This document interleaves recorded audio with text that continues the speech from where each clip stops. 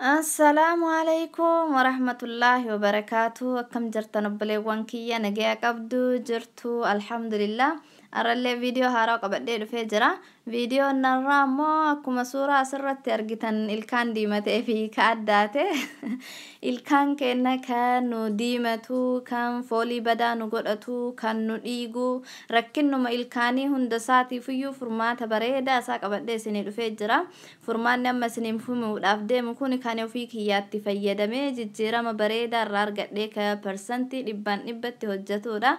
Akka isinitti fayyadamtanii guyyaa 2-3 keessattiyyuu jijjiirama bareedaa irraa argattanii itti gammaddan abdii guddaa qaba. Tokkoffaa irratti wanta ilkaan keenya nu diimessu, foolii badaa nu godhachiisu yookaan ammoo nu dhiigsiisuu fi akka ilkaan keenya nu dhiigu nu godhu takka takkaan sababa inni irraa dhufe isinii himeeti. Furmaata isaas akkasuma takka takkaan kan dhiigus, kan foolii godhatus, kan diimatus furmaata isaa isiniif hima inshaallah. Haga viidiyoo dhuma isaatti na faana turaa isiniin jedha. Warri viidiyoo kiyya kana faaraa taatan subscribe godhaadhaa gara maatii kiyyaa ida'amaa waa hedduu walirraa baranna wal barsiifna inshaallah. Warra amma dura naaf gootanii na faana turtan ammoo galatooma, galanni keessan guddaadha. Akkanuma na faana turaa isiniin jedha. Tokkoffaa irratti wanti ilkaan keenya akka inni foolii nu godhatu taasisu ka foolirraa yoo eegale jechuudha. Fakkeenyaaf namni akka dhukkuba sombaafaa, garaachaafaa wanta rakkina garaa keessaa qabu yoo ta'e fooliin garaa keessaa ol baha, foolii saniifillee nu godhatuu danda'a. Garuu irra hedduu too wanti ilkaan keenya foolii nu godhachiisu nyaata afaan keenya keessatti hafee achi keessatti burushiidha yeroo rigannullee akka nu barbaannutti burushiin keessaa baasee hin qulqulleessu achi keessatti wal horee taa'eeti deebi'ee baakteeriyaa uummataa akka inni foolii godhatu ta'a jechaadha.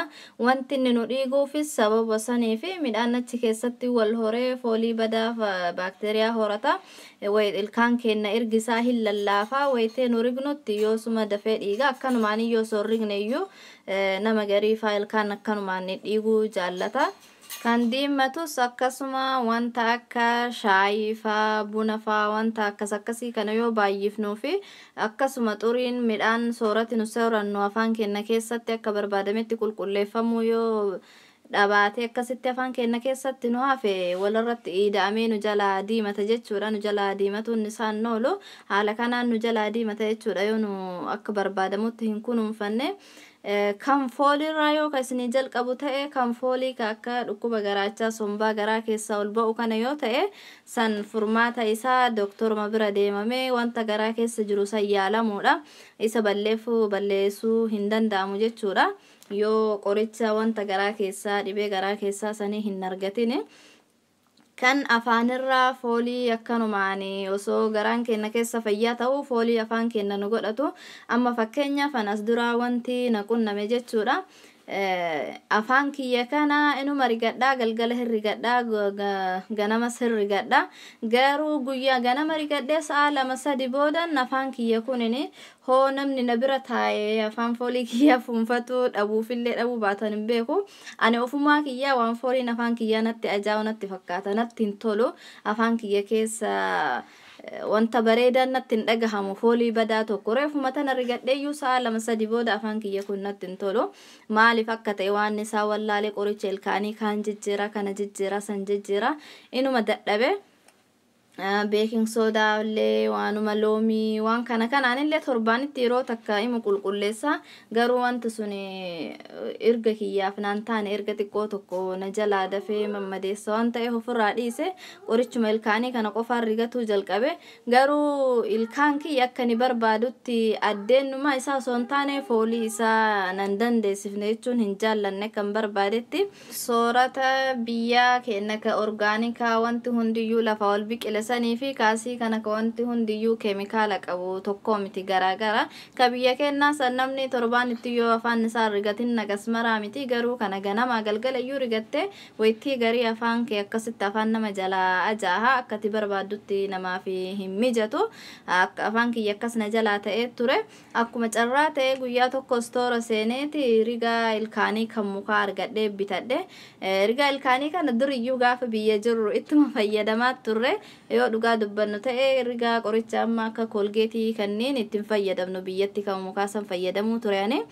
garuu eegaas dhufee ka mukaasa waan argatu hin dandeenyee fi ka kolgeetii kana ka ilkaanii qoricha ilkaanii kanatti jijjiiradhe saamunaan ilkaanii ka akka kolgeetii kunin akka burushiin kuniyyuu akka barbaadametti ilkaan keessaa fi ala isaa gubbaarraa hanga jalatti akka barbaadametti hin qulqulleessu yeroo burushii godhanitti qaccime ilkaanirra qulqulleessa malee haga hundetti midhaan irraa hin qulqulleessu achirratti midhaan sun walitti hafee walitti ida'amee achirratti wal hora baakteeriyaan garagara achirratti wal horee haga fedhan qulqulleessanis ka biraatu jala jira waan ta'eef qulqullinni isaa akka silaa barbaadametti haga hundetti hin qulqulloofne waan ta'eef foolii nama jalaa godhata foolii sanittuu deebi'ee achitti wal horee erga kan keetirratti dhibee biraa irratti uuma akka ilkaan illee nama dhiigu taasisa jechuudha. akkasitti rigaa mukaa san argadhe jechuudha ni rigaa mukaa san akkuma carraatti yaala jedheeti akka inni bareedaa ta'e illee beekee osoo hin taane gaafa biyyattuma fayyadamna garuu bareeduma isaa kana akka inni kana caalu akkasitti garaagarummaa isaa wal bira qabnee waan hin beeyneef hin laalle jechuudha achi dura qabiilli rigaa ilkaanii kanaan rigatu jalqabee guyyuma duraa rigadhe saniyyuu xurii badaa afaan keessaa na baasee akkan barbaadutti afaan kiyya guyyuma tokkocha saniiniyyuu naaf qulqullaa'e jechuudha guyyaa lama saditti deebi'ee jennaan ilkaan kiyya duraan ganama yeroo lafaa ka'u haga ilkaan kiyya haadha daa'imaati ganama dafee yoo dhugaa ka dubbadhu ta'e ganama subiidhaan afaan kiyya hirrigadhu lafaa ka'ee subii salaatee ijoollee kiyya dabbaa mana kiyyaa dafee qursii hojjedhee gara hojii isaanii gara mana barumsaa geegessee wayita isaan narraa deemanii hojii kiyya ganama fixadhe deebi'ee afaan kiyya rigadha malee akka lafaa ka'e rigachuudhaaf yeroo hin qabu. yeroo sanarratti garuu duraan ganama yeroo lafaa ka'u afaan kiyya hedduu tokko of jibba ofii kiyya ofirratti of jibba jechuudha amma eegarigaa mukaa kanaan rigatu jalqabe osoo torbaan iyyuu dhiise afaan kiyya na qulqullaa'e dhugaa rabbii isiniin jedha kana yaalaati ilaalaa silaa warri biyyaa dhufne hundi kennayyuu duraan biyyatti rigannee yookaan ima beeyna haa ta'u garaagarummaa ka mukaatii fi ka burushii amma qoricha kolgeetii kanaan itti rigatan garaagarummaa isaa wal bira qabaati ilaalaan hedduu tokko garaagarummaa isaa irraa jaalladhe kaanis ittuma fayyadamaa haa ta'u guyyaa lama keessatti ka mukaa kanaan fayyadama siwaa ka mukaa rigaa mukaa kanaan fayyadama jechuudha ka burushii san ammoo ganamaaf galgal akkuma duraanii wal jalatti rigataa jira afaan kiyyam alhamdulillah in dhiifne garuu ganama galgala marigadha ammoo osoo torbaan tokko rigachuullee dhabee waan xiqqishumallee foolii natti godhatu natti fakkaatu amma fooliin afaan kiyyaa hedduu tokko na qulqullaa'e aniyyoo fajaa'ibe ganama wayita lafaa ka'u afaan kiyya qulqulluu bareedaa tokko akka waan rigadhee reefuma tan rigadhee tokko na jira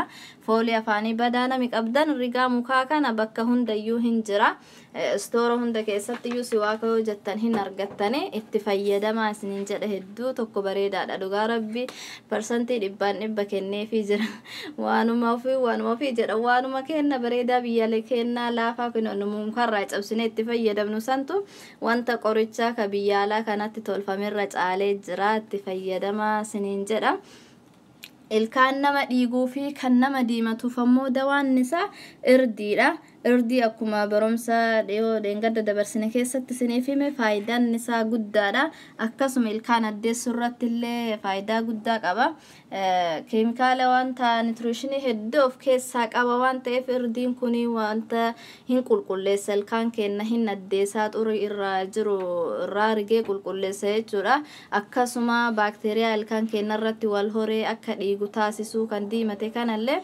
antioksidantii of keessaa qaba waan ta'eef hedduu tokko qulqulleessa torbaanitti yeroo takkatti fayyadamaadha ani torbaanitti yookaan ammoo torbaan lamaanfaa yeroo takkatti itti fayyadama irdii kana irdii fi loomii walitti cuunfeeti riguma burushii ilkaanii kanaan rigadha eegasii booda ammoo kokonaatiidhaan lulluuqadha jechuudha afaan kiyya loomiilleen akkasuma antioksidantiidha jarmii afaan keenya keessa jiru hin najjeesaa baakteeriyaa hin najjeesaa irdiin ammoo afaan keenya kan akkas nu dhiigu sanillee akka madaa sanillee dafee fayyisuu danda'a waan ta'eef ammas baakteeriyaa afaan keessa jirullee hin najjeesaa ilkaan diimatellee hin addeessa jechuudha hedduu tokko bareedaadha torbaan lama keessa yeroo takka yoo barbaadan ammoo torbaan tokko keessatti yeroo takkatti fayyadamaadha. Akkasuma immoo kokonaatii afaan keessan keessa kokonaatii orgaanikii yoo argattan ta'e afaan keessan keessa yoo kalulluuqqattan ta'e kokonaatillee hedduu tokko bareedaadha. Madaa fayyisuu irratti kokonaatillee filatamaadha tokkoffaadha. Akkasuma ammas afaan moisturaayizii godha akka nama yeroo qaama dhiqatee gadi bahee kireemii ibsatee qaamni namaa laafee cululuqutti akkasuma cululuqsiisa kokonaatillee. Wanta ani yaalee ofirratti argee yaalaati jijjiirama ilkaan keessanii guyyaa 2-3 keessatti iyyuu hin argitanii rigaa mukaa san argattanii jennaan guyyaa 2 ta'e isinitti tolee guyyaa guyyaan ta'e ilkaan keessan jalaa irraa hunda isaatiyyuu bakka hunda isaa xurii isaa irraa rigdanii harka keessaniin baaftanii xiqqaa waan ta'eef bakka hunda hin dhaqqaba. Akkasuma immoo akkuma duraanii jechuudha ganamaaf galgala afaan keessan burushiidhaan qorichaan argattanii sanarraa kaafee immoo torban keessa yeroo takka yookaan ammoo torban 2 keessatti yeroo takka irdiif loomii walitti maktanii ilkaan keessaniin sirriitti rigattanii kokonaatii afaan keessanirra lulluuqqattanii jijjiirama bareedaa isinii agarsiisa. Afaan keessan fooliin isaa isiniif qulqullaahaa yoo ka isin dhiigu ta'ellee dhiigi hin qulqullaahaa akkasuma yoo ka diimatu ta'ellee hin addaataa deema. Addeen garuu guyyuma takkaan hin addaatu suutan addaataa isiniif deematti fayyadamaa isiniin jedha. Viidiyoon isiniif qopheesse irraa kana fakkaataa yoo jaallattan like share comment subscribe gochuu hin dagatina. Obboleewwan keessaniif illee share godhaadhaa irraa fayyadamanii aga viidiyoo biraatiin walitti deebinutti yaada yoo qabaattan karaa komentii jalaatiin naaf ka'a akkasuma gaafis karaa komentii jalaatiin naaf ka'a. Arraaf assalaamu alaykum wa rahmatullaahi wa barakaatuh.